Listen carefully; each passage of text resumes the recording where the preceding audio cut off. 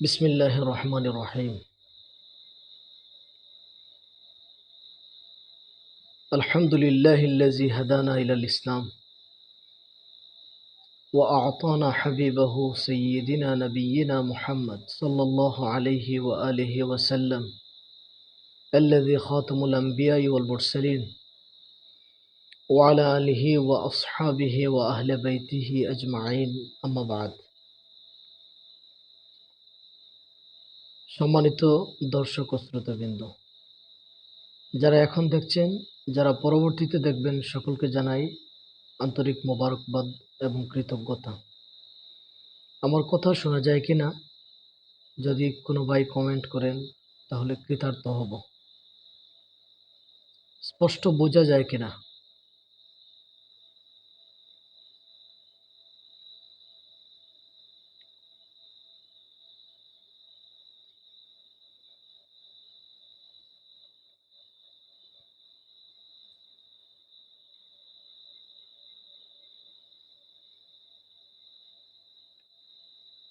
শিরোনাম দেখে আমার ভাইরা অন্তত বুঝতে পেরেছেন কি প্রসঙ্গে কথা বলতে চাচ্ছি।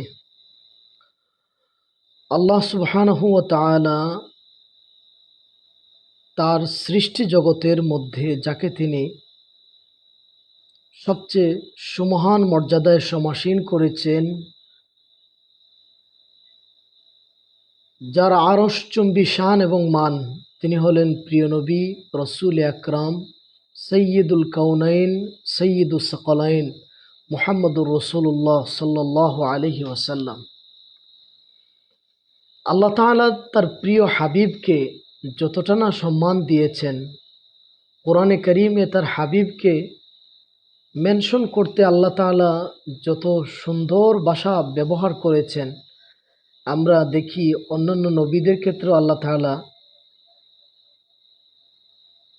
ততটুকু করেননি। আল্লাহ রাব্বুল আলামিন তার হক, তার মর্যাদার সাথে তিনি তার হাবিবকেও মর্যাদা দান করেছেন, মহাসম্মান দান করেছেন। সেই আরশচুম্বী শান ও মান যদি কেউ খেয়ানত করে, তার বানানো কথা দ্বারা সে যদি রসুল করিম সাল্লাল্লাহু আলাইহি ওয়াসাল্লামকে কোনো উপাধি দিতে চায়, লকব দিতে চায়, সেক্ষেত্রে রসুল করিম সাল্লাল্লাহু আলাইহি ওয়াসাল্লামের শান এবং মান অনুযায়ী লকব দেওয়া সম্ভব না। আমরা এমন এক আল্লাহর ওলির সান্নিধ্য পেয়েছি, যিনি তার পুরা জীবনে রসুল সাল্লাল্লাহু আলাইহি ওয়াসাল্লামকে সৈয়দ না বলে নেতা বলাটাকেও তিনি অপছন্দ করতেন এবং তিনি এ ব্যাপারে জোরালো পদক্ষেপ রেখেছেন। রসুলুল্লাহকে নেতা বলতে আমাদের ফুলতলি সাহেব রহমতুল্লাহ আলাইহি তার মুরিদদেরকে, জনসাধারণকে তিনি নিষেধ করতেন। সেখানে আজকাল কিছু বক্তা নামের প্রবক্তা, কিছু নাট ডিলা, এমনকি যারা নিজেরা নিজেদেরকে অসুস্থ হিসাবে স্পষ্টভাবে জনসম্মুখে নিজেদেরকে ঘোষণা দেয় যে অসুস্থ। আমি বুঝি না পাগলকে মানুষ কেমন করে দিনের মুবাল্লিগ বানায়, নিজেদের সামনে বক্তা হিসাবে স্টেজে প্রধান অতিথি আর অতিথিদের মঞ্চে বসায়। পাগলের উপরে তো শরীয়ত রহিত, পাগলকে তো ইমাম বানানো যায় না, পাগলের থেকে তো ওয়াজ শোনা যায় না। অসুস্থ হলে হসপিটালে থাকবে অথবা সে রেস্টে থাকবে। অসুস্থ ব্যক্তি কেমন করে আসে মানুষকে ওয়াজ শোনানোর জন্য? যারা অসুস্থ ব্যক্তিকে দাওয়াত করে, মানসিক অসুস্থ ব্যক্তিকে, দুঃখিত নেটওয়ার্কের কারণে মধ্যখানে একটু কেটে গিয়েছে।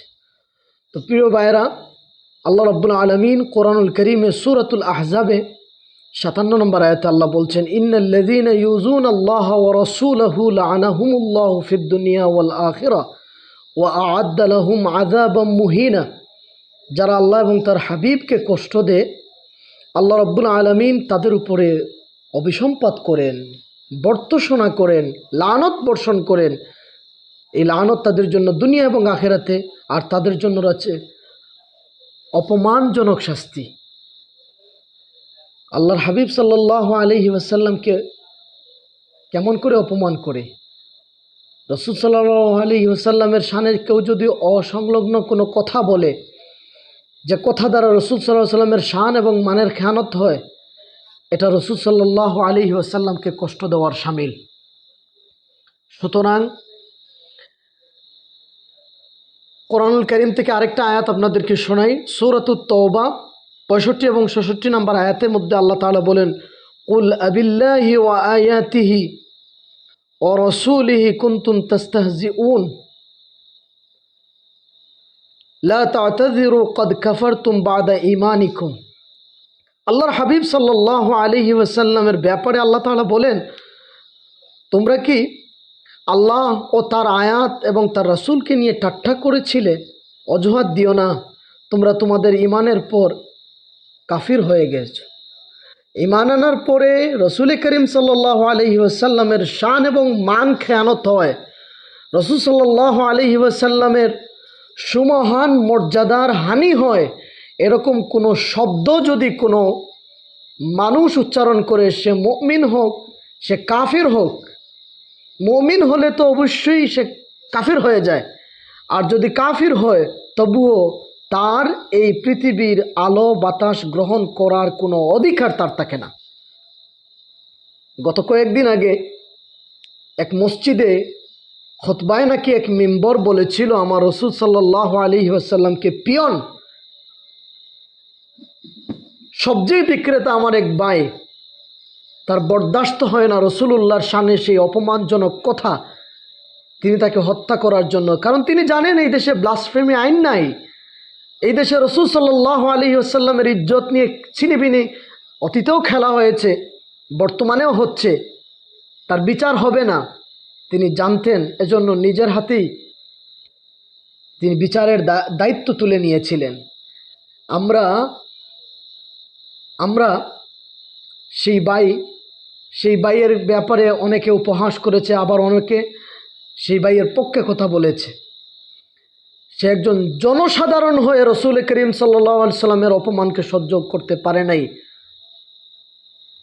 অথচ আমাদের বক্তা নামের প্রবক্তাগুলো নাড্ডিলা, অসুস্থ, মানসিক ভারসাম্যহীন, মঞ্চে বসে কী রকম কথা মানুষের সামনে বলতে হয়, যারা এই তুচ্ছমাত্র শালীনতাটুকু জানে না,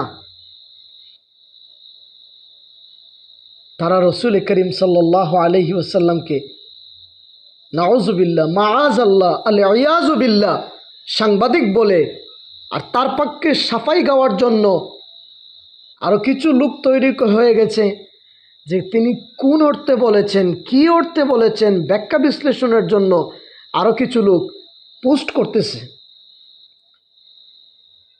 প্রিয় নবী সাল্লাল্লাহু আলাইহি ওয়াসাল্লামের শান মান খেয়ানত হয়, রাসূল করিম সাল্লাল্লাহু আলাইহি ওয়াসাল্লামের মর্যাদার হানি হয়, এমন কোনো শব্দ কেউ বলবে, আমরা সেটা বরদাস্ত করতে পারবো না। এবং তার পক্ষে যারা সাফাই গাইতে আসবে, আমি আজকে দেখেছি ডক্টর আবুল কালাম বাশার নামে আরেকজন কুখ্যাত, তিনি তার পক্ষে লিখেছেন, আমির হামজা এই বক্তব্য অবশ্যই সেটা অবাঞ্ছিত। যদি এই দেশে আল্লাহর কোরআন নবীজির সুন্নাহ অনুযায়ী শাসন ব্যবস্থা থাকতো, নিঃসন্দেহে তাকে আদালতে দাঁড়াতে হতো, কিন্তু জানি তাকে আদালতে দাঁড়াতে হবে না, কিন্তু আল্লাহর আদালতে কিন্তু দাঁড়াতে হবে হবে হবে। রাসূল করিম সাল্লাল্লাহু আলাইহি ওয়াসাল্লাম তার শান মান, তার মর্যাদা, তার রাফাত, তার ইজ্জত, তার বুলন্দি, তার আজমত আমাদের মতো অধমরা বর্ণনা করে শেষ করার কিছু নাই। সুতরাং সেই রাসূল সাল্লাল্লাহু আলাইহি ওয়াসাল্লামকে নিয়ে তোমার মন চাইলো আর তুমি একটা উপাধি দিয়ে দিবা, তোমার মন চাইলো তুমি একটা সিফত ঔসাফ দিয়ে দিবা, তোমার মন চাইলো তুমি একটা দুনিয়ার একটা পেশা, যে পেশাতে সত্য মিথ্যার আশ্রিত, যে পেশাতে তত্ত্ব অনুসন্ধানে নিজের মত প্রকাশের যোগ্যতা আছে, এইরকম একটা পেশার সঙ্গে রসূল সাল্লাল্লাহু আলাইহি ওয়াসাল্লামের নবুয়তের মতো, যিনি ওহীর দায়িত্ব আল্লাহ তাআলার পক্ষ থেকে নিয়ে এসেছেন, সেটাকে তুমি তুলনা করছো, তাকে দুনিয়ার এই সাংবাদিকের সাথে তুলনা করছো। এ তোমার ইলমের মহারতি, এ তোমার ইলমের যোগ্যতা, এ তোমার ইলমের পাণ্ডিত্য? আল্লাহর হাবিব সাল্লাল্লাহু আলাইহি ওয়াসাল্লামের শান এবং মান, মর্যাদা, সোজা কথায় বলা যায় যে মানুষ অনেক কিছু নিয়ে খেলে, আগুন নিয়ে খেলে না। পিঠে চুলকালে আমরা অনেক কিছুতে চুলকাই, দেয়ালে পিঠ ঘষি, দরজায় পিঠ ঘষি, হ্যাঁ, বিদ্যুতের খাম্বায় পিঠ ঘষি, কিন্তু যে তারের মধ্যে বিদ্যুৎ আছে সেই তারে কেউ কিন্তু পাগলেও পিঠ লাগায় না, বুঝে যে এখানে পিঠ লাগালে খবর আছে। অনেক গাছের সাথে পিঠ ঘষে, কিন্তু যেই গাছে কাঁটা আছে ওই কাঁটাওয়ালা গাছের সাথে কিন্তু পাগলও পিঠ ঘষে না। চুলকাইলে ওখানে গিয়ে চুলকানো মিটাতে যায় না, কারণ জানে এখানে চুলকাতে গেলে হিতে বিপরীত হবে। আল্লাহর হাবিব সাল্লাল্লাহু আলাইহি ওয়াসাল্লাম তারা আরশচুম্বী শান এবং মানে, তুমি আমি নতুন করে কোনো সিফত দেওয়ার মতো হিম্মত, যোগ্যতা আমাদের নাই। আল্লাহ তাআলা তাকে বলেছেন বাশির, তাকে বলেছেন নাযির, তাকে বলেছেন দাঈ। আল্লাহ রাব্বুল আলামিন তাকে যে সমস্ত উন্নত মানের সিফতগুলো দিয়েছেন, আমরা সেগুলো দেওয়াটাই আমাদের জন্য উচিত। যুগে যুগে যে সমস্ত শ্রেষ্ঠ মুফাক্কিরিনরা